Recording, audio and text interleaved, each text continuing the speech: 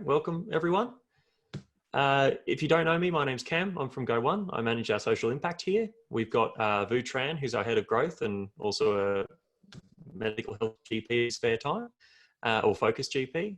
And we've also very, very lucky to have Katherine Newton, the CEO of Are You OK Day, or Are You OK org, who oversee Are You OK Day, I should say. If anyone isn't familiar with this format before, you can raise your hand if you want some attention in the chat there. You can also launch some questions in the Q&A as we go. If you see a question that you'd love us to answer, you can upvote those. And then towards the end of this, about 25 minutes in, we'll be checking on those to make sure that we can answer some of your questions and really address them. There will also be a little poll that'll pop up during as well. So while we wait for just one or two more people to join, please let me know if you're having any technical difficulties or there are any problems right now. Otherwise, we'll get started into it.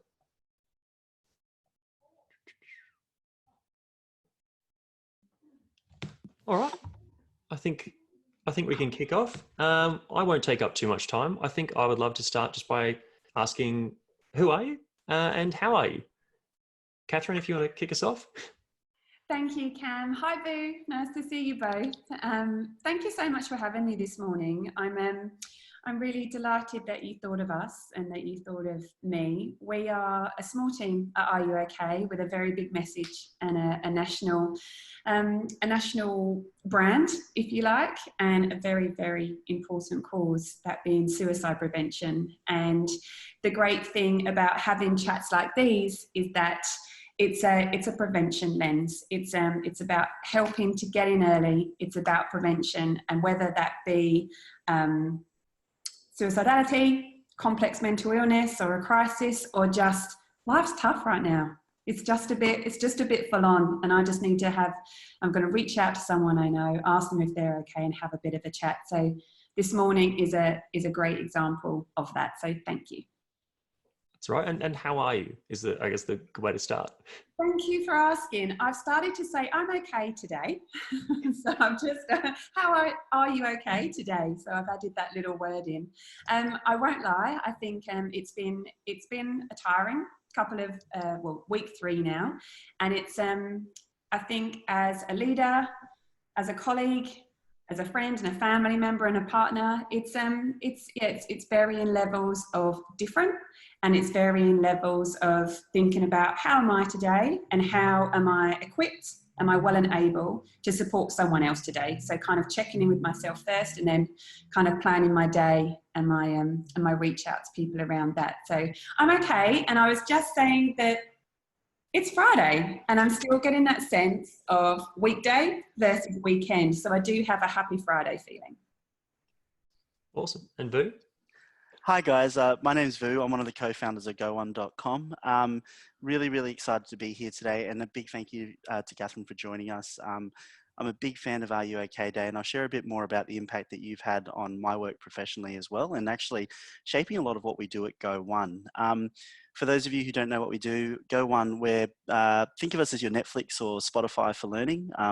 We train around about 2 million people every year, probably a lot more now, given everything that's been going on. To give you an idea of the scale, I think it's every 1.3 seconds someone is going to do training through Go One. So in the time we'll be talking today, a few thousand people have done some form of training. The important thing for me is that my other hat that I wear, as Cam mentioned before, is I still practice as a GP. So, we've grown significantly as a company, but general practice is something that I've got a passion for as well. And so I still practice a day a week. And as Cam mentioned, I really focus on mental health. And it's actually thanks to Are You OK Day that I've actually developed that passion. And I'll go through that story. But I think as a result of that, my two worlds kind of come together to do in what we do in Go One. The fact that we train someone every 1.3 seconds means that we have reach. And through that reach means that we're able to actually make a difference at scale. So, here in Queensland, we rolled out domestic violence awareness training across 250,000 staff across the public sector. That's something that in general practice, unfortunately, I see on a regular basis. I don't have to talk to you about the mental health side of things because we're going to go through that, but it is something that is experienced by people in workplaces every single day. So I'm excited to be here. I'm very excited to be able to talk to you about what we're going through today, because the world is changing. for everyone, for myself, and for everyone around me. And I think it's really important that we stop and we take check, and we have the opportunity to be able to discuss these things. So thank you very much for hosting this, Cam, and Katherine, thank you so much for coming along. Thank you for those words. It's nice to know that we've had that impact. I think that leads really well into the first question that I think has been shot through by a couple of people, and one that I wanted to address, which is the difference now, I guess, pre-COVID and during COVID that we're experiencing, and reaching out to people. A lot of people aren't quite sure what the steps are, what's different, or how to connect with people they might not see eye to eye, face to face. If you've got a place to start from there, Katherine, I'd love to have a bit of a discussion about that. Sure, I'd love to. I think that I think that's really, really good question, and it's helpful if we acknowledge that there's those changes. So let's take it from two perspectives. So one of them is how you might reach out and offer support to someone, and the other is what you might spot in terms that shows you and tells your gut that something's not quite right, because both of those things have changed now. If we take it back to, if you like, the beginning of where someone's journey starts. So we know that we are humans, and as being humans, we're social animals. And so interaction, physical and social interaction, is critical for not only our physical health, but our mental health. And there are numerous studies that show that. We work really closely with, for example, Black Dog Institute. So a lot of our research and evidence base comes from there. And what we know is that everyone's different though. So people might have a multitude of friends and family. People might have just one or two people of really close friends or a family member. And then there's people that sadly said they don't have anyone. But what we need to do is encourage those social connections. So at a time where they're telling us to socially isolate, that's not too helpful at the moment, because we don't want social isolation. We want physical distancing with social connections. And I think that narrative and that language is really important for us right now, to remind people that, yes, I'm physically distanced, but I can still connect with another human being, someone I trust, and trust comes into it. I'm sure you'd agree, Vu, from your GP, and also just your personal perspectives, that if you're going to have a conversation and meaningfully reach out to someone and ask how you are, there's generally a level of trust that's there. Are you okay works best when you know the person. Because what we can do is use our gut, use our eyes, use our ears to be able to spot something's not quite right here. Their routine's off. They're just not themselves. I'm seeing changes in their physical demeanour. Now, of course, we're seeing that digitally now, so it's a little bit harder. But I do think that, you know, face-to-face is now kind of screen-to-screen time, and I think we can still see that. You know, some people won't put the camera on. You can see if people haven't had a great night's sleep. We're going to start to see weight fluctuations. So look out for those physical signs, but also, are they connecting with you? So are they messaging back like they normally would? Are they on the WhatsApp group? Are they posting online more or less? What's their tone? What images they're using? What are the verbal cues you're looking out for? So it's about appreciating that, yes, it's a different way that we can spot those signs, but we still need to trust our gut and trust what we're seeing, and really have that confidence to say, I care about you. I love you, or I care about you, or I work alongside you. It's pretty tough right now. How are you going? And I think that's such a good point. I mean, you raised so many valuable insights there, and I think I'm just listening to that and I'm going, yes, great, awesome. Like they're all things that I think everyone needs to know. I'm lucky because I deal with this in a professional sense as a GP, but and I've been able to apply some of these in managing a team. But it's really, really hard, and it's really hard to sometimes even practice what you preach or what you know. There's some real gold nuggets in there that I hope everyone takes out of it, and I just want to point a few that really stood out for me. I think the first thing for me was, you know, when you're talking about that physical disconnect that we have, it's what are the things that we can change in our cadence and what we do now while we're physically distant from each other. What are the things that we do? I think about within my own team, within the people who directly report to me, my way of asking how are people feeling is that we've actually sat down and every time we do a stand-up, I ask people red, yellow, green. and they have to bring a red, yellow, green item to the stand up with them. They have to all have their cameras on, and they have to say, are you red, are you yellow, are you green? So some people have their kids' toys. Someone brought in a whole bunch of little Lego men, and they put up their Lego men each time, and they pull out the color that they're feeling today. They don't have to share why they're feeling that way, but it's an opportunity to engage. And I think having that door open each time is really, really important. I think the second thing that you mentioned there is the physical cues. I probably deal with anxiety with my patients more than I deal with cough, cold, flu, diabetes, and everything else combined, all right? And I always talk to my patients about the fact that anxiety doesn't manifest emotionally, it manifests physically first. The first things that I talk to my patients about is they don't come in and say, I'm feeling anxious. If they're feeling anxious, it's been going on for ages, months, years. They'll come in and they'll talk to me and they'll say, I've just been sleeping really crap. You know, I can't sleep well. I haven't been sleeping well. And then that's the cue there, as you've said, those little signs where you can actually dig a little bit more under the surface if you have that trust. And I think that's the other thing that you mentioned that's really important. I think the third thing is that there's nothing stopping you from reaching out to people that you do care about and that you do feel you have that rapport with. You know, I think I've been telling my team, don't be afraid to turn on that webcam, right? Don't be afraid if there's kids in the background yelling and screaming. I mean, that's the nature of the change that's happening right now. And the second part that it comes back to is that I think we shouldn't be afraid to just pick up the phone and call someone that you'd normally talk to each day. So for me, or run into, you know, I've got team members who normally I'd walk past them when I walk into the office. Yet because I'm not walking into the office, walking past them, how am I going to engage with them, particularly if they're not in my team? And I think the simplest thing is send them an email, send them a message, or even better, give them a phone call. That's what I did with one of my team members this morning who I hadn't spoken to in a while. And the last thing I'd throw out there, and I think it's not just the physical manifestation of stresses, it's also the behavioral manifestations as well. So I've got team members I know that, and even patients that I know that, as an example, they may love surfing, right? And my way of checking whether or not they're stressed or not is whether they've been for a surf in the last month or two. And if they come back and they tell me, mate, I haven't had time to surf in the last 6 months, that for me is a sign going, hey, what's going on? Where are things at? Do you want to sit down? Let's go have a coffee. So I think it's that ability to probe without being able to probe, if that makes sense, which you've pointed out there, which is just so important. That you've just mentioned so many little gold nuggets that I hope we can kind of all take away with this.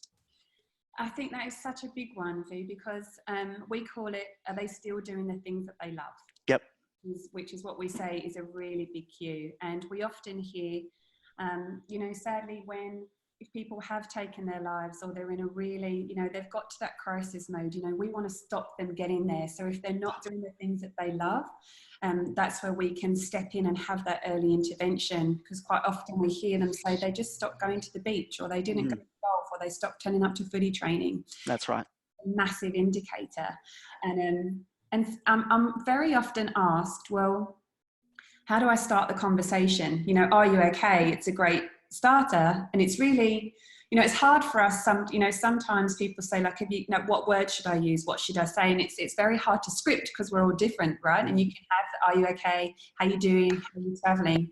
But what you've just said there by saying to a mate, hey, you haven't been surfing much. What's going on? By doing that, you're telling them what they've noticed. Because people are fearful that someone will say, I'm fine, I'm okay, and you know they're not.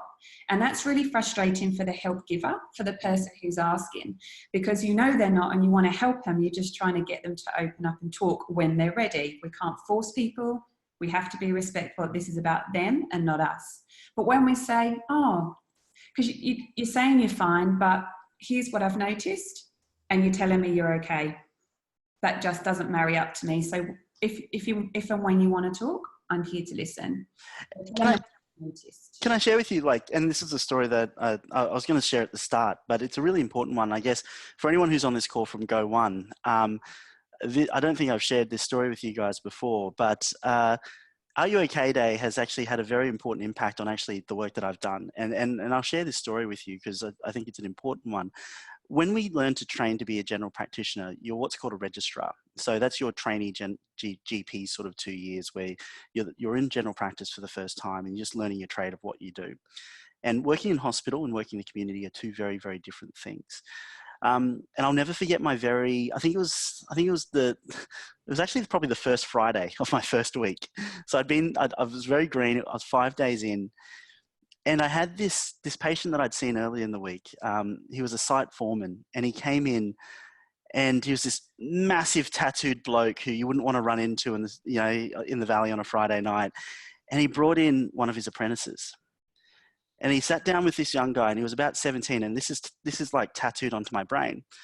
And he walked in with this young fella, and he brought him in, and they're men of very few words.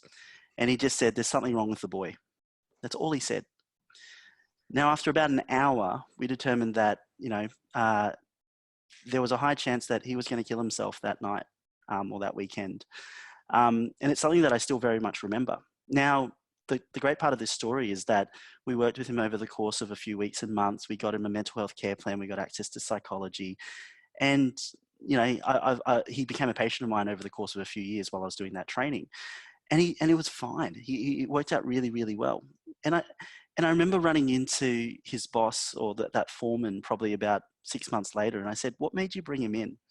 And this is the most important thing to me. He said, "I was sitting on a portaloo, and on the back of the door was a sticker that said, 'Are you okay?'" Right. And I'm not joking. I've told this story to Cam before about why we've started the social impact area in Go One, and why, I'm very passionate about what we do in Go One when it comes to the social impact point of things. We can make a difference as employers. At the end of the day, employees spend more time in our workforce, in our workplaces, than they do at home outside of sleep. So as a result of that, I think we shouldn't underestimate the role that employers play in the lives of our employees, and also the role that we play in terms of changing the trajectory of where their lives go as well. So that's the impact that our UK, so you're not aware of this, and it's the first time I'm telling you this story, but you've actually molded a big chunk of why we do what we do at Go One, why I do what I do at Go One, why Cam's sitting here at Go One. It really illustrated to me the power of employers and leaders that they have in making sure that, there's a legal duty of care we have to the people who work with us and for us.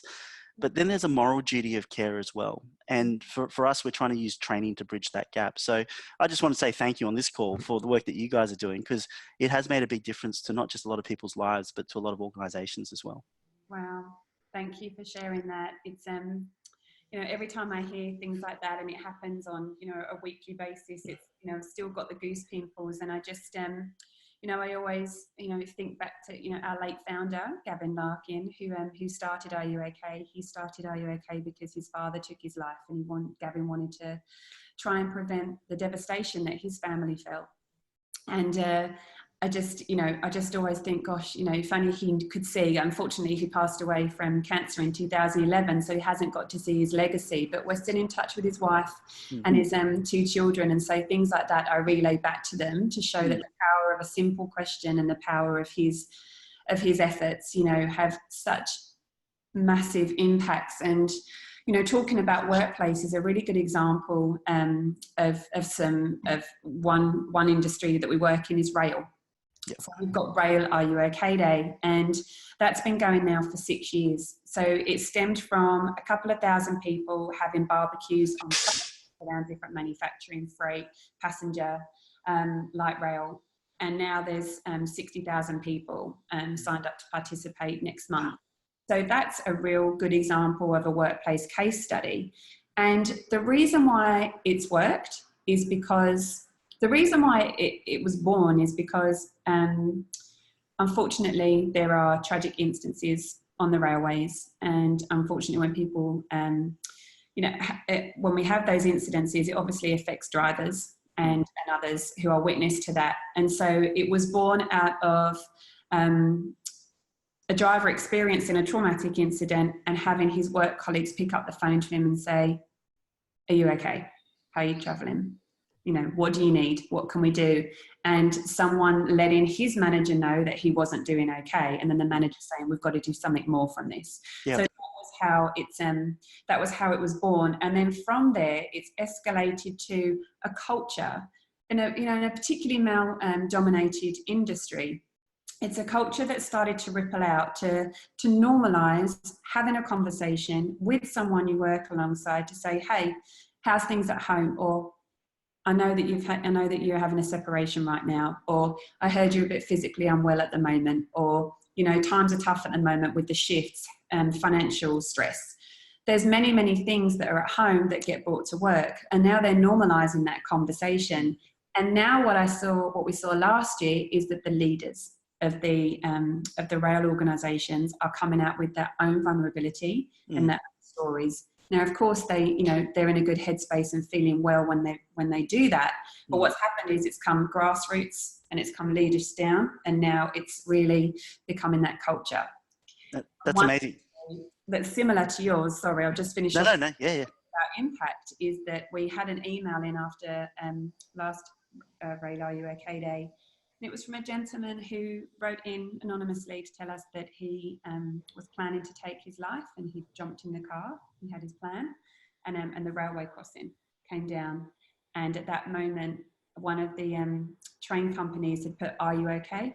on one of their carriages, and it went past. And he said he saw that, and when the railway barrier came up, he drove to his best mate's house rather than driving to end his life. Wow. So moments like that and what you've just shared are where it really does make an impact. And they're happening every day, I think is the key thing that comes back to. Sorry, Cam, we might have hijacked some of the No, you're right. That's actually, you're in the area that I've actually received an outside question about that I'd love to get both of you to chat around, which is, now that we've had quite a substantial upheaval in both society but in our workplaces, what can leaders or even just people in the workplace who feel equipped do at the moment, I guess, to help with that transparency and letting these conversations kind of happen while we're not in the office and while we're trying to make sense of new surroundings, like me working out of my bedroom here. You go, B. Look, from my perspective, change is going to continue to occur. And I think that's the first thing. Is I think what's going to happen is that there's adapting to what's happening now, and there's adapting to what's about to happen and what's going to happen after that. And I think we can only respond to what's in front of us a lot of the time. And I think there's the practical things. If I'm a good leader to the people that I lead, and the people they lead are able to follow that example as well, then that's really, really important. So I think it's my advice to all people, everyone that I speak to in a leadership role, is you've got to make sure you look after yourself as well, because if you don't look after yourself, you can't look after your team. And if you can't look after your team, then kind of there's a domino effect in that sort of way. The analogy that I often use with people is that idea of you jump on a plane and they talk to you about those oxygen masks dropping. Who is it that they ask you, or who is it they tell you to put it on first? It's yourself. It's not your kids, it's not your family, it's yourself. If you can't do that, and you're passed out, then you can't help those that you love and care about. So my advice is always to leaders is you've got to make sure that you're, as you said, you're in the right headspace, you're psychologically safe first, so that you're best equipped to be able to deal and help your team members. And then that flows through an organization. And I think that's incredibly important. I know that there are people within my organization right now who will be under certain, sheer amounts of psychological stress, whether it be personally from what's going on in the world, the health of them, their parents, their family members, or in terms of just what's happening in terms of our work, in terms of making sure that we can service our customers during these times. But I think the important thing is to not necessarily put on a brave face, to Catherine's point, to be able to be willing to share that vulnerability at times, but also at the same time be able to make sure that we're looking after ourselves. It's at these sorts of times, communication is more important than ever. I used to hold a stand up with my team maybe once a week. We now do it every single day. So we now do that red, yellow, green every single day, because that's my one way to make sure, are my team okay? How are they feeling? Where are they at? And if anything comes up, I've got the opportunity to intervene when I can. But the most important thing for me is I share with them whether I'm red, yellow, and green as well. And it allows me to do my own pulse check. So that's my 2 cents. Leaders have to look after themselves to be able to look after their team. Absolutely. And I think, you touching on communication there. I think it's about clear, consistent and repeated communications like this, to consistently acknowledge that, yes, it's changing. What's in our control? What can we do as a team together right now? No one's in this on their own, which is you know, a really good thing to come from this. And I think that well, my hope is that once we get out the other side, that there'll be more empathy and less stigma, that people will have some insights into what it feels to be other people. Of course, we can never understand what it's like to walk in someone else's shoes, but we can try to have that empathy and appreciate what they're going through. And in terms of communication, I think really being clear and repetitive about what services are available. So EAPs, HR, what other communications does your organisation have for wellbeing? Do you have a wellbeing portal or a wellbeing team? Is there a mental health first aider amongst your group? If not, get one. There's just such a, you know, there's such a valuable asset for your team. And right now, you've got the platform to be able to do all of this training. So, you know, highlight some people where you can upskill them if you don't have that already. But never underestimate you know, the power that an EAP or a wellbeing portal or champion can have. You don't always have to know if people are struggling. People aren't always going to be able to tell you, but get it out there, get those phone numbers, get those crisis lines, Lifeline, Beyond Blue. They're there and they're staffed. Right now, people are worrying and asking me, you know, should I be bothering them? Absolutely. They're there 24/7. They're there for you. They've scaled up. They've got to digital, they've moved their workforces and volunteers to be remote. It's okay to call on them. And really, I think as leaders and colleagues, encourage that, because of course someone's not going to want to wake you up at 3 a.m. when they're lying awake still with all these thoughts running through their minds. But there'll be someone on the end of the phone at Lifeline or Beyond Blue who will listen and will be there. We've actually just had a question come through, which leads us nicely towards some of the wrap up for this, which is, do you have any resources available that we can share with our leaders about the signs to be looking out for in these times? And I know that there's something, Katherine, that your team has pulled together.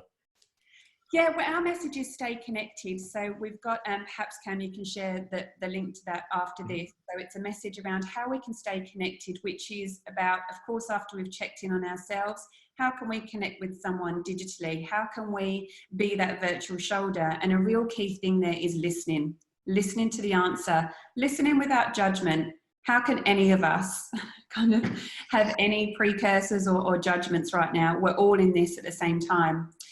The Mental Health Commission has pulled together a suite of resources. It's a campaign called In This Together. So that's where all of us in the mental health and suicide prevention sector have come together. Hashtag In This Together. And I'll just read out to you what the consolidated and nice consistent tips are for being in this together for your mental health and well-being. So seek and support. It's okay to not feel okay right now. Follow the facts. So pause the scrolling. Really, you know, if it's stressful and it's causing you anxiety, to be 24/7 media coverage, limit what you're seeing and when you're going to see it. Talk, don't type, which is what V said. And I'm sure for Cam and Vu, you can probably attest this, that routine really helps, doesn't it? It's keeping that alarm, it's keeping that physical exercise going, it's taking those regular breaks, which is the next tip. Helpers need help too. So like you said, Vu, it's about others, making sure others are okay. Reach out to those who may not have connections. So your neighbours, talk over the fence, talking across a balcony. We've got little connection cards, little postcards if you've got a printer at home.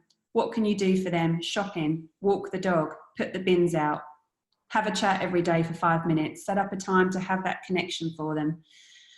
Staying connected and get creative in the way that you connect, which of course you could help with there. Get sweaty. Exercise is great for your mental health and your physical health, as we know. Check in and be kind. Keep kids communicating, so let children know it's okay to be worried and talk it out. For many of us and for many people at home with children running around, that's okay. We appreciate that that's now the new norm. Financial stress is real, so talk about it.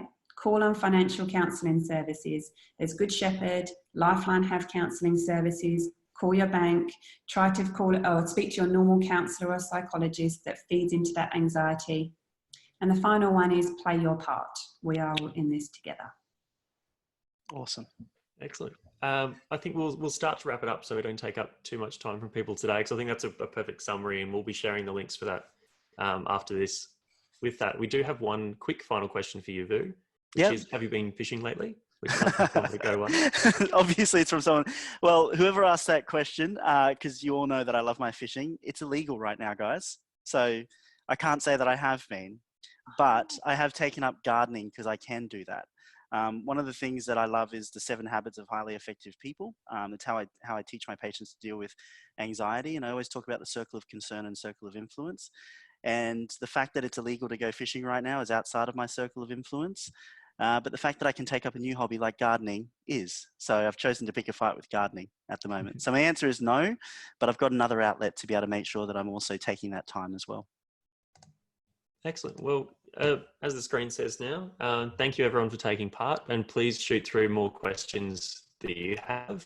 We'll be happy to put them through and to get them answered, as well as please jump on ruok.org.au and follow the hashtag Stay Connected. There's so much information already around that and people talking about that.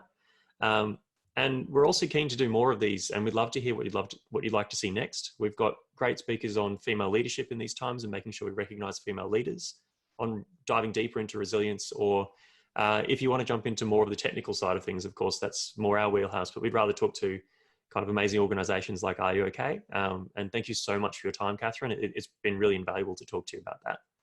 Thank you so much for having me. All right, Thanks everyone. Katherine. Thank you so much. Thanks, guys. Have a good Friday, everybody. Yes, have a wonderful Friday. We'll catch you next time.